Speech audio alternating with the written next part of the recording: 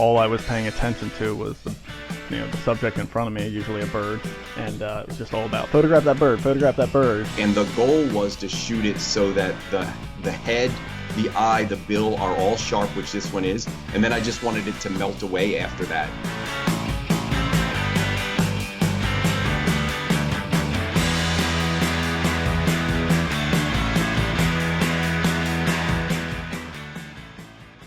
So welcome everyone. Thank you as always for joining us for another wildlife inspired talk. Tonight we are going to be talking about how to create a variety of looks in your wildlife photography, and mainly even with the same species. So, a lot of people probably go out and photograph the same bird or any kind of wildlife often, and it can be helpful to really try and think about different ways of creating some variety when you're photographing those same species, especially species that tend to hang out in the same kind of habitat. So that's a little bit about what we're going to talk about, and then at the end we're going to have a really fun, what we're titling Warbler Off, which is just going to be a competition. Scott and I are going to show our best of the same species, and then we're going to ask you guys to vote on it. So without further ado, I'll pass it off to Scott. Yeah, so a couple reminders. We've got the Wildlife Inspired channel. Next month, we are going to officially switch over and try our first live chat there. We think it'll be a little bit easier and we can get a little different audience. There's actually a few people that have commented us and said, we don't have Facebook, we don't want to be on Facebook, but we want to listen live. So we'll try that next month. Jump over to Wildlife Inspired if you haven't already. And just subscribe, and then you'll get notifications when we start. And we'll still put some notifications on Facebook for those who are used to doing it that way. To kind of kick it off for tonight, we decided what we would do is, now that the spring is wrapped up, Ray and I had pretty good springs with warblers, and we just wanted to take a look specifically at warblers. And we're going to do a whole episode on songbirds. We're going to show each species that we captured this year. And then at the end, we're going to do our best of. So I'm going to put one up. Ray's going to put one up. Team's going to vote on it. And then we'll see who the winner is. And Ray and I like to have a good time with this. So I think it'll be pretty fun. So the first concept I just wanted to talk about was when you're talking about songbirds, I've got a picture up now. And this is a basic photograph of what we would call a real clean image, bird on a stick. And it's kind of, for some people, this is the ideal type image, one where you've got the songbird with a real smooth, clean background, nothing going on behind it, and a nice pose and in nice light. When you have a whole portfolio of this, and I'll show you another one here, same species, same background. Here's a Cerulean Warbler, real flat background. It really is a nice look. When you have a whole series of it, or if it's your whole portfolio, to me, it can look a little sterile. So what I wanted to do was just show a couple different looks when you have these birds on sticks. Again, this is another bird on a stick, but the difference here is the background. So what you're going to see here is that the background has a texture and a pattern to it. I'm going to pop up one more or a couple more here that just show these same type of thing. This is a golden-winged warbler. It's a female. Lightly marked, but you can see this foreground and background. It's a great texture there. Created by shade and shadows of small leaves. Here's one where we actually have raindrops, so there's some texture in the background and a nice pattern as well. And then here's a close, tight shot. This is a black-throated blue warbler. But again, instead of that real sterile, clean background, you're starting to get a little bit different look to that. So that was just something I wanted to show with backgrounds. I'm also going to show a difference now where we focus on the perch. So again, on these 4, 5, or 6 images, the perches are really pretty bland. I did that intentionally, and it's all about different backgrounds. So we have 3 real clean, 3 or 4 with different patterns. And then when we get in here, I want to show you a difference where we're not really focused as much on the background, but we're looking at different perches. So again, we're not looking at the subject as much as we're looking at everything else but the subject. Ray and I know a lot of people often do this, where we talk about the fantasy perch, or we look at an area where we're looking for textures, colors, and we're not just looking for birds. Birds will come and go as they please. You're not going to chase and find birds ever with photography. So sometimes the best thing is to see and hear the birds, find a great spot, and then pray a lot. Yeah. So some interesting perches here. You'll see a gnat catcher. Love that one. This is in spring. Some fresh buds always makes for great perches. Just an interesting design to this, a nice curve on this one. I really like that blue-winged warbler. Female common yellowthroat with a spiral, so she's on this kind of viney perch that's got a pattern to it. Very standard, but notice each perch is different than the previous perch. So this could be the same bird on all these perches, and you would be able to post 5, 6, 7, 10 different images of the same species because every perch here is different. Here's some pine needles with water droplets on the end. Some more pine needles here. Love that one. And then a very different texture here with some vines. And again, just a little different. This one has some fresh growth on it, some new leaves. Hey, Scott, can you hop back again to that common yellowthroat? Sure. I just want to mention, so notice this is a vertical perch. So what it also does is it really changes the position, the pose of the bird. You get a very different dynamic kind of, leaning out pose there than you do on a bird sitting on a perfectly horizontal perch. So that also helps to break things up a bit. Yep. And there's certain birds that are going to, common yellowthroats tend to be in the lower scrubby areas. So a lot of times they're on all different perches. So, yeah, that's a good call out, Ray. Really interesting when you get those vertical elements in there. And I just have two more I'm going to share. This is a blue-winged warbler. And again, one final one, an oven bird. This time with, again, some newer growth here. I got this earlier in the season. The leaves aren't real heavy, but you can see. So I'm going to flip back. I'm going to switch this over to Ray. But before I do, I'm just going to scroll through these. Now, don't pay attention to the subject. Imagine it's the exact same species on every single perch. And every perch is different. Every look is different. Every feel is different. And it's just focusing on those perches. So Ray has kind of a specialty. I don't want to say a specialty, but a style that he's known for. In addition to some of the backlighting that he does, which a lot of people comment on, he does a lot of stuff small in frame. So he's going to go through a few examples and show you a completely different look with warblers. So again, you could do the same species a lot of different ways. And Ray's going to take us through small in frame. Yeah, here we go. So these aren't some of my smallest in the frame, but they're definitely going to be a little bit smaller than most people would leave the bird in the frame. So pine warbler, prairie warbler. This one's a combination of backlight and small in the frame. So you get this lovely glow on the leaves and on the bird and on all this foreground and background bokeh there. So that's really fun. Another pine warbler, again, just leaving a lot of space, but you'll notice in all these, and I'll bring them up again at the end, the backgrounds are still pretty clean, pretty smooth.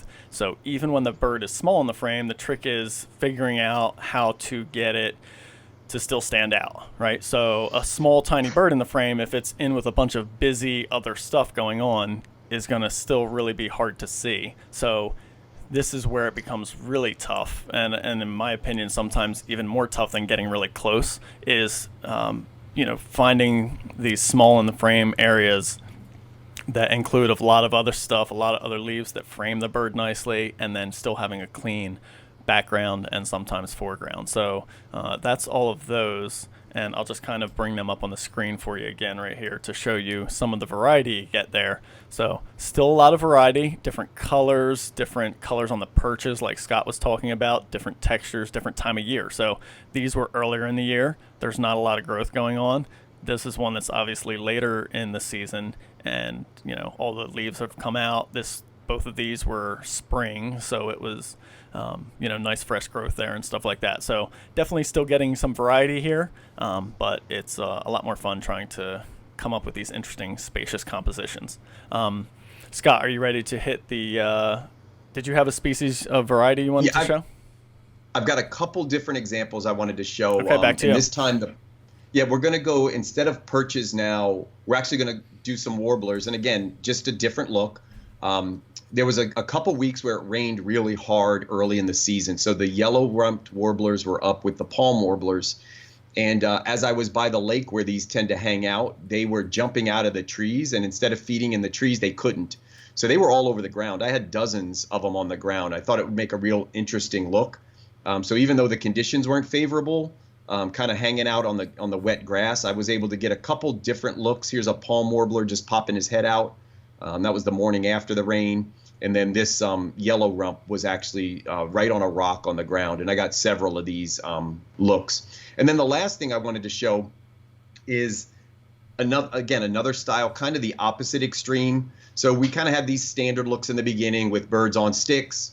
Ray took you through some of the small in frame examples. And then another extreme would be these tight headshots. A lot of people think to get tighter to a bird, you're going to need a longer lens. And I actually take an opposite approach. I go with a shorter focal length to get these headshots. And the advantage is it's a shorter focusing distance. So if you've got a 300 f4 in the bag somewhere, or possibly a 70 to 200, probably not enough lens to get this look. You can also do it with a 400 if you've got a 400 2.8 or a 400 f4. The minimum focus on those is between 6 and 8 feet, and on the 500 to 600 millimeter lens, sometimes it's as much as 12 to 14 feet. So what this will allow you to do is, yes, you're cutting your focal length in half, but if you can get the birds into minimum focus, you'll get these incredible headshots. So just a couple quick looks at these headshots. This is a black-throated green taken during fall migration on the lookout. And this is one I had this year. It was a Cerulean Warbler. I parked my car under the tree that he was hanging out in for a day or two. I had him down low for 1 or 2 days this season, and I never saw him again. I only heard him, and I went up about 8 times. So this one day he came down and was feeding low, and he popped his head, and this was actually taken right through my sunroof. So I stood out in the sunroof. He peeked down, and we were able to get a nice tight headshot on him. So that's kind of what I had, Ray. We're going to go now through, I think, the 2018 species. I had a quick, just want to show the variety on the prothonotary real quick. So, yeah. We talked earlier about showing a wide variety of stuff on the same species, and here's an example of that. So these are photos of all of a prothonotary warbler that I took over the last 2 years, most of them this year. And as you can see here, just a wide variety of different looks. So I'll just kind of go through them real quick. So just some clean stuff, a little bit closer, not real small in the frame, and then you go to really small in the frame. So it's all about the scenery in the swamp there. And then back to extremely close, super clean background, clean perch. And then you get some behavior where you have the bird eating some insects there, dragonfly, something completely different with a crazy reflection like that, and then a little backlight with some interesting background, back to a reflection again on a nice perch, and a nice mossy clean perch. So all soft light. Both Scott and I really love to just photograph these warblers in soft overcast light. We don't do much with sun, but you can kind of just see there's just such a wide variety of looks you can get with the same species there. So yeah, what do you want to hit next? I've got a couple. I want to do the same exact thing Ray just did. We had one question come in. Is it better to focus on a specific perch or follow the bird? I would say guideline into an area. You're not going to be able to maybe focus on a specific perch. But what I would do is while you're waiting, pre-focus on the area that you think you will have the best opportunity. So rather than keep chasing birds, I had somebody out a couple weeks ago, and we were out for the first time, and we pulled into a spot, and I was doing kind of a lesson with him, and he saw a bird in the tree, and the first thing he did is start pointing his camera up in the air. And I basically just said, let's stop. We're not even thinking about that bird. Like, that's not going to make for good pictures. By the second, third, and fourth lesson, he totally got the hang of it, and we were no longer looking at birds that were going to make for bad pictures. We were only focusing on good pictures. So forget the birds up top and start, pre-focus on a branch. I wouldn't say just look through the viewfinder till it lands there, because you might be there for a couple weeks. But you can pre-focus and kind of be ready in the area that you think it's going to be, rather than keep chasing it around and your focus is jumping all over. And then he happens to hit the good perch or the good area and you're not really ready. So I'm going to run through the same thing Ray just did, but here's some prairie warblers. The first one is a very standard, pretty good light, pretty good background, bird on a stick. But look at all the different looks you can get with one species. These were taken primarily this year, but over 2 years. Here's one in dense habitat.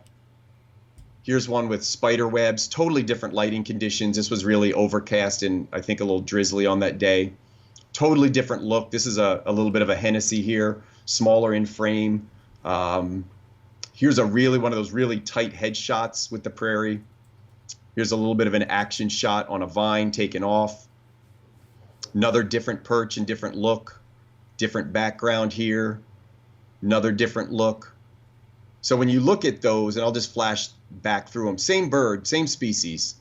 Not one of those pictures has the same coloring, same lighting, same mood. They all have a different feel for them. So again, once you get the species you're looking for, you can really start looking to be creative and look for different things.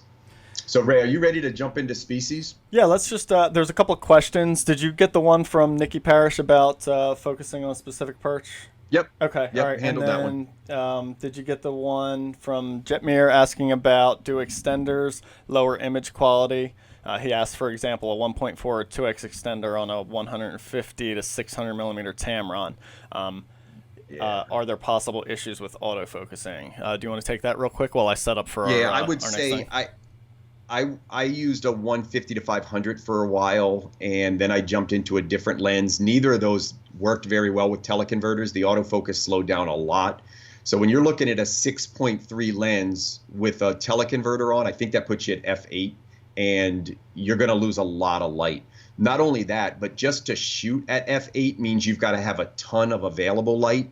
And it doesn't mean you can't shoot at f8 and get it done. But I would probably say if I was shooting one of those 150 to 600s or even the 200 to 500 5.6, I would probably never put a teleconverter on that. Ray shoots a full frame without a teleconverter for warblers, and I shoot a crop body without a teleconverter for warblers.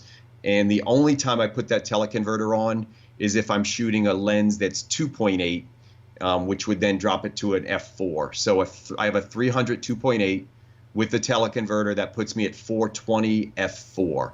And I really always want to try to stay at f4, especially for songbirds, because typically, like Ray said, we're shooting overcast, and we would like as much light getting into the body as possible. Yep. Yeah, I totally agree with that. So, yeah, I'm ready to hit the species real quick. So, All right, man. do you want to just rock through that split screen or? Yeah, let's do it split screen. Okay. All right, cool. So, first up, American Redstart. Yeah, so now this isn't the contest. All we're going to do is run through species. At the end, we've selected our best of species just for this year, and then we'll kind of have a little fun contest with that. So I've got 2 American Redstarts that I had up from this year that I liked. This was one that I focused on. Oh, do I only have one? You only have Just the one? one. Oh, Okay. there's the other one. I thought I had 2. Okay. Yeah, and here's the other one. Different perch, nice soft light. Yep. And then Ray, you want to go through your 2? Yeah, I have a female here and then just a male here, and then I have one other that I'll use a little bit later. And just to answer a quick question, Susan asks, why not using sun conditions? Warbler photography, especially songbirds in the forest, are incredibly tough in the sun. There's shadows going all over the place. The backgrounds are spotty with bright spots and dark spots and heavy shadows. And generally speaking, we've just found over the years that using overcast soft light is ideal for songbird photography. If you have them in the absolute best golden hour and a nice open clean perch without heavy shadows and branches and leaves, then by all means the sun would be great for sure. So it's not to say we never shoot them in sun, but generally speaking, overcast kind of alleviates a lot of additional issues that we have to worry about. Yeah. So And to hit that, Ray, let me show this. So I've got the Prairie Warbler up. There you go. This That's is taken during golden hour. Yeah. Direct sun. It is not bright and harsh, so you're not seeing shadows. If this was dead overhead light, this shot would not be usable. Correct. Because you would get shadows from the bill coming right back onto the bird. As long as the sun's 10, 20 degrees on the horizon, you can probably shoot direct light. But notice there's nothing in this to cast shadows on top of either the bird or hot spots on leaves. And then I'm going to try to find, because all of these other ones are softer light. This one was taken 2 hours after sunrise, and I would not have gotten the same look in direct light. I can tell you this is just a much softer feel for that light, and these are all pretty, and this is the same thing. This was 3 hours after sunrise, 4 hours even, on a totally overcast day. If this was in bright sun, I can tell you I would not have shared this image. I know it would have looked awful. So I think if you start to play around with it, it requires, we're going to actually do a series on soft light one time. It requires slower shutter speeds, around 1/200th of a second, sometimes slower. And it normally requires the largest aperture you can go. So f4 is ideal, but I know a lot of people, can't afford a huge 500 f4. So if you can shoot it 5.6 or 6.3 and keep your shutter speed around 1/200th, you can still make this work. Yeah, and I'll just pop over here for another example. Here's a Prairie Warbler, full sun. It was actually really high in the sky. You can see the heavy shadows underneath, but I softened the contrast in post. I had some light reflecting up off the perch there, so it made it work. So it can definitely work in the sun. All right, so Scott, we did American Redstart, black and white warblers up next. Yeah, let's hit some black and whites. All right. So I've got That's the one I got right couple here. different. Go ahead and go through. Yeah, these. I got a couple different looks. Head on. This was on a little wet vine. Oh, love that. Here's kind of standard, like little singing, but in the pines makes a nice touch. And then I think this is my last one, and that one's nice. in the rain. Yeah, love that. Yeah. All right, next up, black-throated green. Did you not do any black and whites, or did you have one up? Oh, you have one up there. Oh, yeah, I had the one black and white up, yeah. Black Okay. pole's next, sorry. Yeah, let's hit some black poles. Yeah, here, I'll leave yours up on the screen. I got to find mine. I forget where I put it. Yeah, so black pole was a species I targeted this year. I'm going to say they don't breed in Pennsylvania, but there's a tiny population that takes a ton of work, and I've never gone up to get them. It was actually something I wanted to do this year until Ray and I realized we were going to go up to New Hampshire last week, and I said, well, we'll just get the black poles up there. And fortunately, the conditions worked out. So we were able to get some breeding black pole warblers. Yeah. I have 2 here, and then I've got 1 for the contest. Nice. So those are my 2. And then right, do you cool. have yours? Yeah, I just got the one showing right now, so. Okay. Looks like we got another question. Susan said, great advice. Thank you for that. She's new to warblers this year, so happy to help there, Susan. And then Phil asks, when the sun is out, he stays at home unless it's very first light or last light overcast. Yeah, totally. So not a question, but yeah, great comment there. Yep. All right. Next up is black-throated blue. I don't have any of those, so that's all you, Scott. Yep. So actually, we decided we should have gotten about 30 species this year between us. If one of us didn't get it, we automatically got the point. So I already won black-throated blue because Ray didn't get any this year. There you go. All right. And black-throated green you did get. Yep. I got a few of those, so I'm showing mine right now. And there's my 2, so you can hit yours. Yep. I only have the 1, and then I have 1 for the contest. So this was the one I showed earlier on the perch. All right, cool. So that takes us through black-throated blue. We got blue wing. Blue wing, yeah, I got a bunch of those. I love that perch on yours there, Scott. That's really nice. Yeah, I showed this earlier. I think I have one better for the contest. Nice. These were the same day. This is a really good example of that soft light. Look how these greens and yellows almost turned to pastels. So you got some sun in the background on that, correct? Yep, a little bit of sun in the background, Yeah. the birds in shade, early morning. But if this was at noon, you couldn't do it. Yep. Yeah, totally.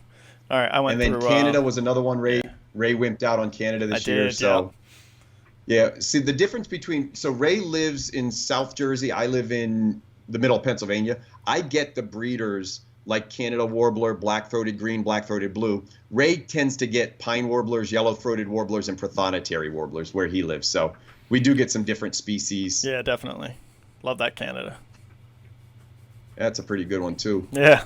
All right, Cerulean. I can join you back there. Yeah. Yeah. Cerulean we both got. So yeah, we had some fun with them, and they've been notoriously tough birds for me in the past. Scott's been photographing them for years now, and this year I think I finally have them figured out. I had 2 spots that I was able to really work with them well. So. And then we had some chestnut-sided. Yep, I just got one. Really great perch here, but tough light. Actually, somebody who was on the talk today, Elizabeth McSwan, was with me when we shot this chestnut side. So love the perch on yours there. Yeah, this one was different. Really unique. It's a different color. So normally you see greens in the background when you're doing warblers. In this case, it was early season. There was a lot of green out there. You could see these fresh buds. So different coloring completely. Yeah, for sure. Golden wing next, or I guess I had a common yellow throat in here. Did you have one? Yeah, I do. Let me find that guy. You know what? I just have the one for the contest, so we'll get to mine later. Yeah. No problem. We have some golden wings. I showed one already. Yep. There's one of mine. A couple more. Yeah, you just had that one there. And then did you have hooded? That's all I had. I didn't have a hooded for this. Okay. All right. So here's a hooded with a contest. tick in its beak, which is awesome. Thank you for getting rid of those for us, bird. Yeah. And then this is a little teaser of the perch that's to come later for the contest. So, and I just had a kind of a wide angle one there. Louisiana water thrush. We both did really well with them this year. Yeah, I just had the 1+1 for the contest. I didn't post a lot of these this year. I took quite a few, but they were very similar to ones I took last year, so I ended up not posting a lot. But this was one I took this year. Nice. Excellent. Yeah, I just scrolled through mine real quick. You got Morning, which I did not get. Yeah, Morning's is a really tough breeder in Pennsylvania, so there's not a whole lot in eastern Pennsylvania. A little bit more in western Pennsylvania. This one takes a couple hours to drive and find, but had him really cooperative. This was actually, as soon as I pulled up and opened the car, this is where he was, sitting at top of these trees singing all alone. It was really, really great morning. That is really nice. And this was a closer look. Wonderful pun there as well. Yeah. Do you have Magnolia?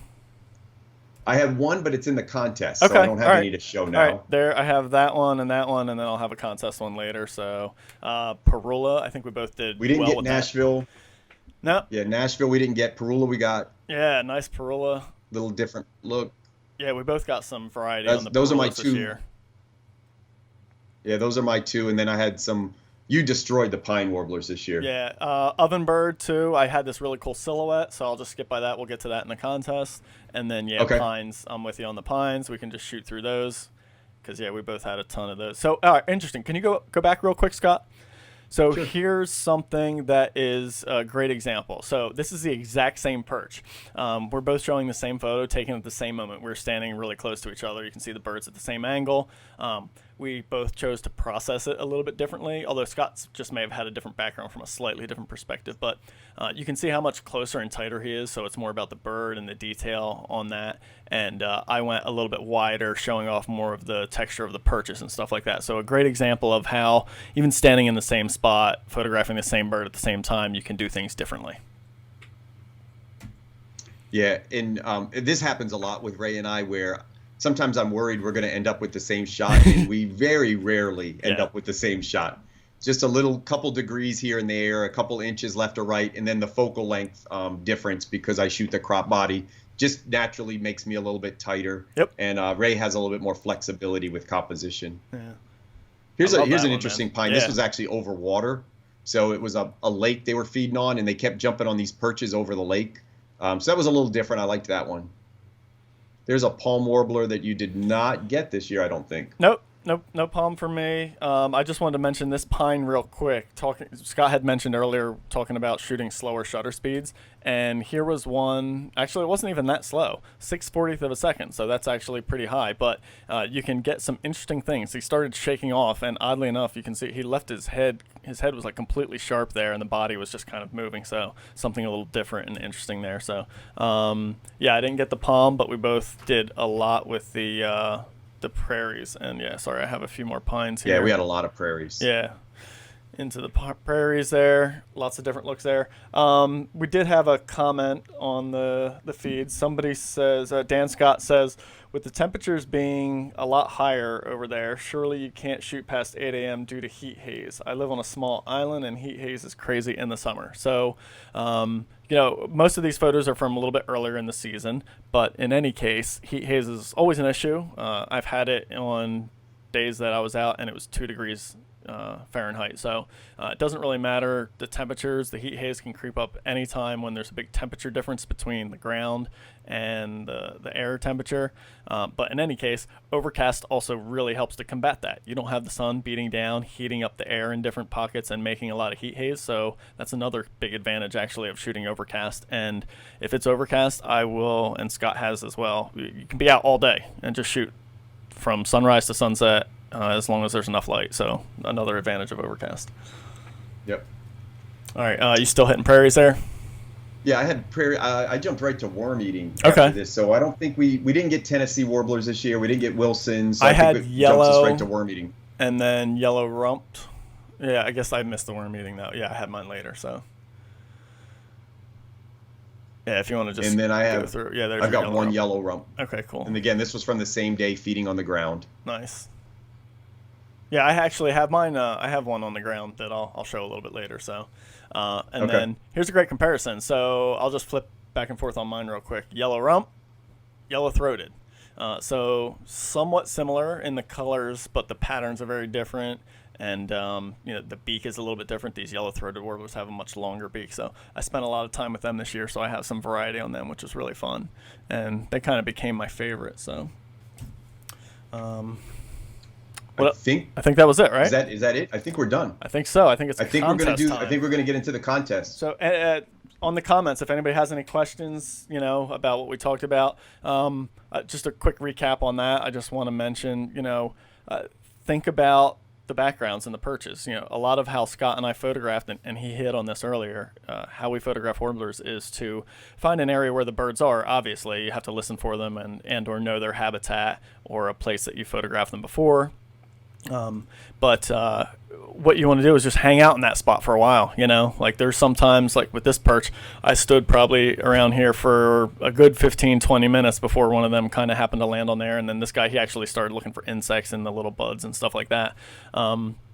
So it really pays to find a good perch and a good background and let the birds come to you. And that's definitely our approach with songbird photography. It's our approach with most photography with birds, but definitely with the songbirds. You don't go chasing them all over the place because you kind of end up with random perches and random light. We find good spots, good light, good background, good perch, and then hopefully the bird comes to the area. So think about that. Look for fun perches out there. Pay attention to your backgrounds, and hopefully you can create some nice variety in your bird photography, especially with songbirds.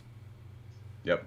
Anything else you want to add 100%. before we get into the contest? No, 100%. If there's any, just real quick, we'll hit one last question. Yeah, I just saw how that. do you locate your subjects? Yep. That's a great question. So one is you befriend a lot of birders, and you go on to eBird, and you look for species, and maybe you target a couple species a year, or you target a couple locations that have a lot of songbirds, and you go to those locations and you keep working. One of the things that I will tell you is it takes a lot of work. You're not going to go out your first year and get the portfolio like you saw Ray and I. This took 4 or 5 years of finding locations, and very actively. Ray goes out 2-3 times a week. Yep. I go out probably 2 times a week, every week, and do bird photography. So there is a lot of effort. You can also, again, if you know birders, they know where these birds are at all the time.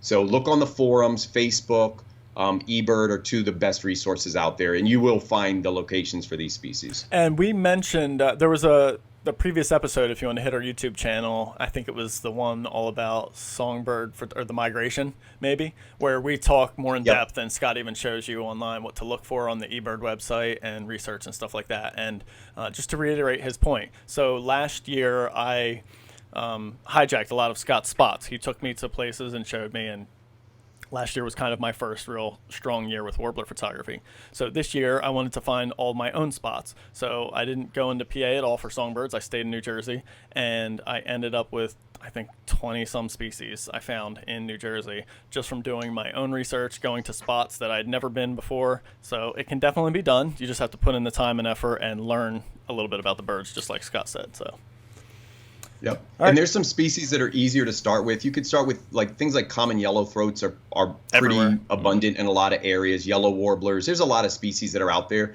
And if you practice on those and you practice at your feeders, you can get techniques that will help you so that when you get out in the field and you see that one beautiful bird you've been waiting for, you're ready for it. Exactly. All right. Contest. Mark Stroll is taking score. So here's how we're going to play the game. We're going to call out a species. We're going to put them up side by side. When you guys put the comments in, you have to identify the species. You don't have to write out the whole name, but just so we know. Which one so you're it might voting for. look like Red Start Ray. That's all you have to write. There you go. And then Mark's gonna keep tallying those every time somebody puts in. We're gonna try to do it about 30 seconds per species. So try to chime in with the comments, and hopefully Mark isn't drinking too many beers and he can keep up. All right. So what do you want to start with? American Red Start. We'll go alphabetically. All right. There's our red starts. So here's the side-by-side on American Red Start. I think you might notice a trend with Scott being a little closer. 2 totally different styles, and it's very interesting. There's no right or wrong. Nope, not at all. I don't get offended when Ray gets 15 votes and I get 1, and I'm sure he doesn't get offended when I get 15. Oh, and I he gets definitely 1, do. So. Yeah. So Yeah. in fact, I'll just cut you off if you start winning. The comments are going to lag a little bit behind what Ray and I are talking about, so Yep. we won't really be looking at the comments to see that. Well, of course we will be looking to see who's winning, but we're just going to kind of continue to scroll through. All right, cool. About every 30 seconds, we'll flash up a new species. What do you got next? And we'll try to keep score. So I think the next species would be black and white warbler. All right, let's see. Let me pull up my black and Let's white hit here. that. Bam. Nice. Yeah, I love the light you have on that one, man. Great with the insect. Again, I am incredibly wide here. I had this one on a dogwood branch with some fresh blooms and just left a lot of space with it. In fact, my sister was with me, and it was her first time ever seeing this bird, and she got to photograph it like that, so that was cool. So did you see the question? Ray's clearly trying to go with the sentimental approach, thinking that he can get more votes. Joe asks, have either of us have ever shot McGee Marsh before? I have not, and I don't believe Scott has. Nope. It's on the list. One of the things about the location is it's very, very popular, and I think I could speak for Ray. We don't like to shoot with a lot of people, but it is so incredible that we will probably both get there one day. Yeah, one I've day. even thought about going there next year, but yeah, at some point we'll definitely go. Yeah, definitely. All right, ready? All right, you ready for the next one? That was Yep. black and whites. I do not have a Blackburnian, so Ray, do you have your Blackburnian? Yeah, let me pull that up. There's my Blackburnian from this year. It was really tough, so this was one of those circumstances where I was fighting the sun. The sun was just really coming up and killing it every time it landed on a perch, and I finally got it in a little bit of shade, but it was a nice sunny background, so it's a little bit lighter there. So that's that one. Okay. All right, next species. All right, blackpoll. We both shot the blackpoll last did. week. Yeah. So this is a fresh one. I'm kind of curious to see which one Ray's going to put up. I think he showed. It's a really similar. Oh, nice. You went with that one. Nice. Yeah, I held this one back. You didn't see this one yet. So we were at these blackpolls were breeding at about 4,000 feet elevation at the top of one of the mountains in New Hampshire. So it's a different. If you don't see these a lot, if you're in Pennsylvania, New Jersey, tri-state area where a lot of our friends are. Yeah. But there are, if you're northern locations in Maine, New Hampshire, these are up there. And like I said, small populations in New York and Pennsylvania. Yeah, I love the greens on that. The perch on yours is really cool. So. Yeah. Ooh, we got some votes starting here. Yeah, I see. We're lagging behind. It's quite a lag. The Facebook stream. Yeah, it's about 20 or 30 seconds behind the live that Ray and I are doing. So the comments are coming in way behind after we actually have gone on to the next species. All right, what do we got next? Yep. Next one, black-throated green warbler. Oh, I got a good one for this. Where is it at? Let me find it. Boom, there we go. So Scott's got a nice little clean, what is that, hemlock perch? It's hemlock, I believe, yep. Yeah, so I found, this is my first time photographing them this year. They were on my list. I wanted to make sure I got them, and I luckily went to a spot where I thought I would find them, and sure enough did. And I got this really cool kind of heavy log with some moss and lichen growing on it and stuff like that. Yeah. And if I win the first couple species, don't start feeling bad for Ray, because he's going to kick my ass toward the end. For some reason, the black throat, they're up near me, so I do better with the black-throated stuff, and Ray does better with the peas, the Prothonotarius pines, and those. We do have the peas. All right, let's go on to blue-winged warbler. Blue-wing. I love Scott's perch on that one. Blue-winged warbler. I went with a clean, simple perch as well. Mine's on one of those vertical perches, which is a little bit different. So when this bird came in for me, just a quick story on this one, I was originally photographing it horizontal, and I couldn't get the entire perch in it, and I quickly noticed that I wanted the entire perch in it, so I just real fast rotated vertical, and that's pretty much the full frame. I didn't have to crop that one too much, and Scott's got that killer curve going on the perch there. Yeah, this one, if this was the same bird on a straight branch, I don't know that this would have been my best one, but just having that unique curve really made a big difference. And if you guys can get out early in the season for warblers, it's so good. Again, like the new growth is just beautiful when you get all these little things, and it's easier to find the birds too because there's not as many leaves on the trees. Yeah, totally. All right, let's jump into the next one. Is going to be Canada. I win by default. Scott so gets Canada. Cape May we didn't get. That puts us on Cerulean. This should be a good one. Oh yeah, this should be a good one. Let me see what I went with. I went with this for Cerulean. So, nice little leaf and thorny perch on Scott's there. And Scott's got a little bit of light, so it looks like he had a somewhat sunny day there. Am I correct? And let me just put in the comments a reminder that put the name of the person and the species, so we know what your vote goes for. Yeah. Yeah. But we might have to just revisit these and count up and give the tally. It'll all be saved in the comments. Yep. So. Yep. Okay. Yeah, my victory will be it'll be documented. It looks like you're getting the Blackpool vote, Ray. Oh, interesting. That was our most recent one. Yeah. So just a quick story on this cerulean photo. We were talking about low light, and you can see this was, just before sunset. It was raining. You can see the water on the leaves here. I'll just quick full screen you here. You can see the rain sitting on the leaves there. And this was 200th of a second at f4, so wide open for my 500 millimeter lens at 16,000 ISO. So this was one of those circumstances where having a full frame camera body that is really good in low light makes a big difference. And I'm not sure if it'll translate through on the video feed, but it's pretty clean image. It's certainly not 400 ISO, but it's totally usable. And I nailed the exposure, and I got really lucky with that. So just wanted to mention, you can shoot in some really low light circumstances. So what do we got next, Scott? You have cerulean up, right? So everybody saw cerulean? Yeah, I showed them. And we're going to go chestnut-sided. Chestnut-sided, all right. Let me hit chestnut-sided real quick. You didn't get a whole lot of chestnut-sided. No, I didn't really go after them. I did well with them with you last year. So, in fact, I never even targeted them. I just happened upon one. So here's mine, and I went with something different because he had nesting material. But interesting, we both have like a similar background on this one. Just like a bright green, yeah. Chestnut-sided, again, for people that are like starting, it's a little bit easier species. They'll drop down onto lower vegetation and lower trees. They kind of hang around the tree lines a lot, but they will come low, unlike some other species. So chestnut-sided's a pretty good one. My first couple years, I was nailing these pretty regularly. Yeah, we're totally going to have to tally these comments later. There's no way Mark is going to keep up with that. There's no way Phil's keeping up with this. Which, thank you guys for voting like this. You guys are doing awesome, so we really appreciate this. Whoops. All right. Yeah, love it. What species we got next?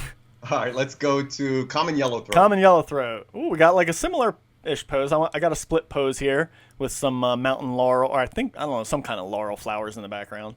And Scott looks like he has a rainy day shot there, which is really nice. Yep. Yeah, you could see for those casting their votes, please note the droplets here on the lower right side of the screen. You know what? I'll even give you a full screen time there. That's fair. Yeah. So you guys can check out those droplets because they are nice. Yeah. So all right. What do we got next? All right, so the next, that's common yellowthroat. Connecticut, nobody ever gets a Connecticut warbler, so they don't exist in Pennsylvania pretty much. No. Golden wing. Ooh, that's a good one. I don't know if I feel good about golden wing. Yeah. Yeah, you had some good ones. I did. I had a great year with them, so they were a lot of fun. And, I just want to point out the lovely twisty vine perch I got going on there. And so the one thing singing pose. We can point out on this, Ray, we talked about direct light. So I want everyone to notice on mine, if you can go full screen on mine. You got it. Notice the shadows on the leaves.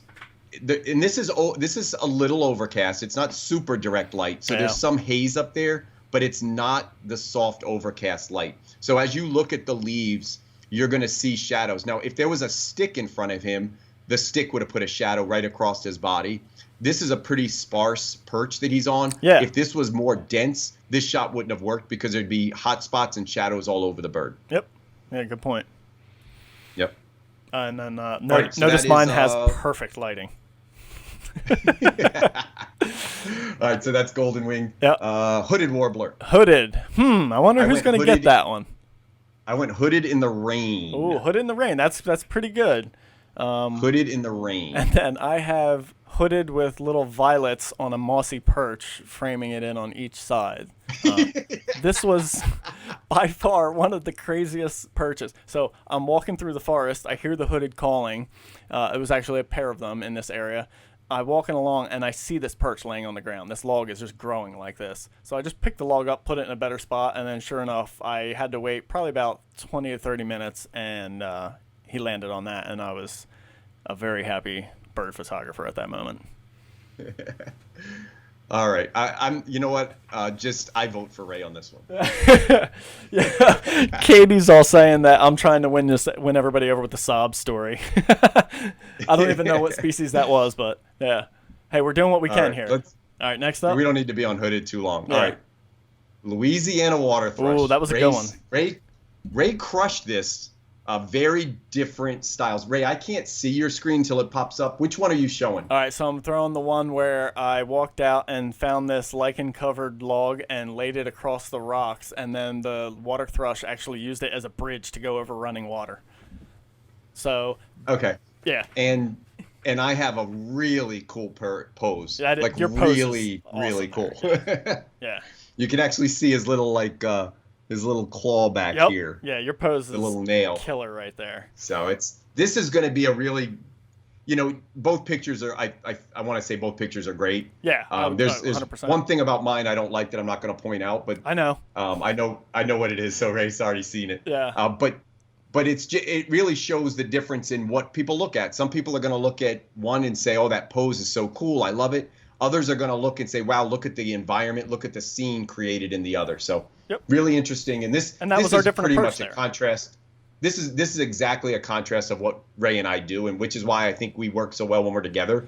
We a lot of times put two different things on the same species. Yeah, and that's exactly what we wanted to talk about today, is showing how you can photograph things with some variety in the same species. So what do we got up next, Scott? Mine is a Magnolia Warbler in the rain. Oh, yeah, you're going to win that one. Mine's a Magnolia in some crappy sun. I really had to edit the hell out of this one to make it look any kind of decent. So this was a tough one. It was in some hemlocks, and the sun was just in and out. And if I had overcast at this point, I think it would have looked a lot prettier. But, yeah, Scott wins. Scott gets my vote on this one. In fact, I'm going to go on there and comment and vote right now. Yeah, and that was actually taken at 1/60th of a second. I think in one of the other videos we showed this. That is not an ideal speed. I was actually not trying to be at 1/60th. I wanted to be around 1/200th, between 100 and 200. But I had dropped it down accidentally, dropped it down to 60. But still got a shot out of it, and the raindrops are incredibly long at 1/60th of a second. I just gave them some full screen action for you on that one because that shot was that good. Cool. So yeah. All right. All right, Perula. All right. I got a chance Perula. here. Yeah. Yeah, these are going to be two good ones. Yeah, they are. Yep. Mine is the kind of the super clean perch, smooth background, nice light. So we have almost identical light and background here. So it's just a smooth, solid green background for both of us. This one is just a perch difference. So it'll be interesting to see what people like. I have a completely solid lichen-covered textured perch. Yeah, you got that nice smooth thing with the fresh growth on it. So Yeah. I don't think we need to be long on this one. So let's hit the next one. All right. What do you got up next? Ovenbird. Ovenbird. Interesting. We both have almost a head-on pose there. We both went with something kind of similar. I have a direct head-on. Yours is just a touch off, but you show the crown where I do not. I'm showing the crown. Bonus points for the crown. Yep, for sure. You guys are doing great with the votes. Yep, and a lot of mine you're going to see rain. We had a little wet spell, but I actually really enjoyed photographing in the rain. And yeah. Yep, and it gives you a different look. So if for me, I've photographed these birds a lot. So to get out and specifically say, hey, it's raining today, I'm going to go out and make it a challenge to shoot really slow shutter speeds, sometimes 1/100th of a second. I'm going to scroll down real quick and just see what this one was. So this had a little bit of light. This was 1/640. So this was probably a little bit later in the morning. I just want to show you guys, this isn't one for my contest because you can't even really tell what the species is, but this is an ovenbird that I shot as a silhouette. And again, just this was the same exact bird that I was just showing a second ago as it had moved around the forest. So talk about like completely different look. Same bird. I didn't even move, actually. I was standing in the same spot and took that photo as well as the one that I'm using for the contest here, that photo. So, sometimes you don't even have to move and you can get some really cool variety. All right, what do we got up next, Scott? We did the ovenbird. That's going to put us at palm warbler, which you did not have, so I won that by default. Yep. Pine warbler. Pine. Nice. This is one of Ray's specialties. Yeah, I went with the one with all the pink flowers in the background. So yeah, I was with Scott when he took that one of his. I photographed it a bit more scenic, as you would normally guess. But both of these pine warbler shots, mine was taken about a week earlier than Scott's that's showing right now. But they were both taken at the same place. So, again, lots of variety in the same areas. So you ready for the next one, Scott? Yep. All right, cool. Let's flip it. After Pine Prairie, we both killed the prairies. Yeah, we shot so much. I went with interesting backlight singing shot here. So one of the few times I did photograph them in the sun, and then Scott just destroyed with the mountain laurel.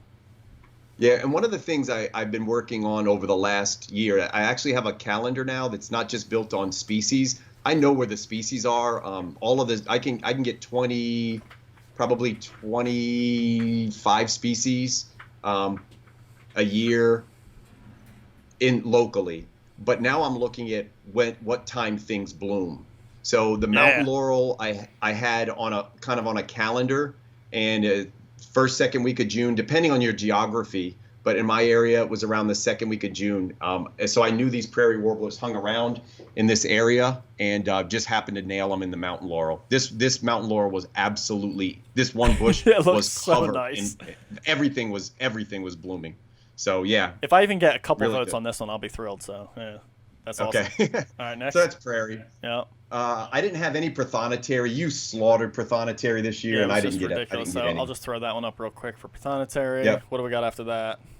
After that is, it's supposed to be, let's do yellow. I think I'm out of sequence. Let's do yellow rump. Yellow rump. You have a yellow rump? All right. This is one of the times where I might actually, I guess it's about the same. I'm pretty much as close as Scott on this one, and we're both shot them on the ground. That's what we both chose. Yeah, interesting. Yeah. Yours has a really fun pose and interesting. Would you have like a foggy morning or something? That white background? Yep. Nice. Yeah, it was raining, kind of overcast. Yeah, he's right on the edge of the lake, so there's a little some rocks on the edge of the lake. They were feeding in the mud. Yeah, mine's in full sun, interestingly enough. I guess we never told everybody I'm on the left and you're on the right on these to vote, but I think everybody kind of figured it out. Yeah. All right, what's the next species? Worm eater? Yeah, I'm looking at the vote scroll through. Yeah. It's going to be pretty close. Oh, yeah, man. Some of the species are landslides, but some of them are pretty close. Yeah. Yellow you didn't have. I got a worm eating. Ray, I didn't even show this one to you because I was sandbagging this to the contest date because it's the only good one I had. I saw more worm-eating warblers. I bet you I saw 25, 30 different worm-eating warblers this year, and not one of them presented anything that I could photograph except this one. Oh, wow.